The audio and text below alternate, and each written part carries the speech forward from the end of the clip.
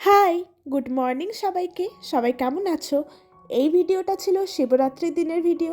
রোজ দিনের মতো সকাল সকালে রেডি হয়ে গিয়েছি টিউশন পড়াতে যাব বলে। এদিন সকাল থেকেই শরীরটা ভীষণ খারাপ লাগছিল, মনে হচ্ছিল যেন জ্বর আসবে। তাও টিউশন পড়াতে চলে গিয়েছিলাম।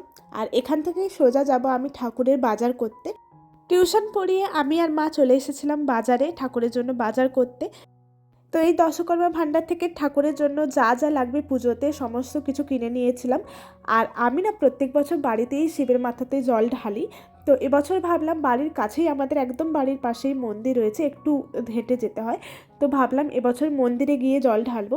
তো বাড়ির ঠাকুর আর মন্দিরে যাওয়ার জন্য দুটোর জন্যই আমি ফুল ফল সব কিছুই নিয়েছিলাম। আর সমস্ত বাজার করে বাড়ি ফিরছি, এই সময় দেখছি একটা পুজো কমিটি থেকে ঠাকুরের জল তোলার জন্য নদীতে যাচ্ছে। তো ওটা দেখার জন্য দাঁড়িয়ে পড়েছিলাম। আর এই যে লম্বা লম্বা মানুষগুলো, মানে যারা এই কাঠের উপর দাঁড়িয়ে ব্যালেন্স করছে, এদেরকে দেখে অবাক লাগে কিভাবে এরা ব্যালেন্স করে।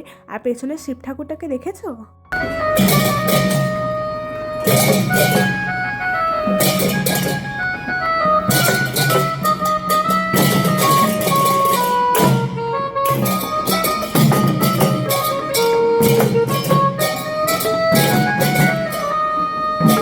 আর এই দেখো কত ছোট ছোট বাচ্চা মেয়েরা শিবরাত্রির জন্য জল তুলতে যাচ্ছে। আর এই পুচকিটাকে দেখো।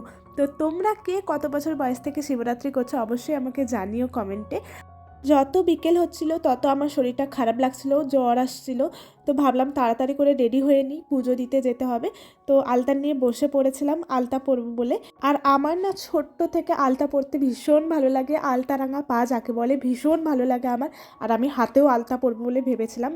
আলতা পরা তো একদম কমপ্লিট হয়ে গেছে, চলো এবার তাড়াতাড়ি করে রেডিটা হয়ে নিই।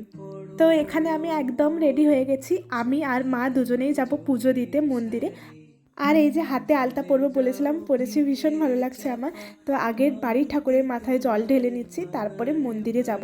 ঠাকুরকে মিষ্টি ফল ফুল সমস্ত কিছু দিয়ে পুজো দিয়ে দিয়েছি।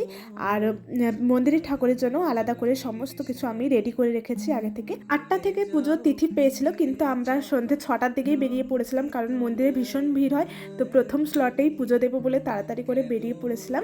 সন্ধ্যে 6টার সময়ও গিয়ে দেখছি অনেকে লাইনে চলে এসেছে। যেহেতু চতুর্দশীটা পেয়েছে 8টার সময়, তো আমি 8টার সময় পুজোটা দিতে চেয়েছিলাম।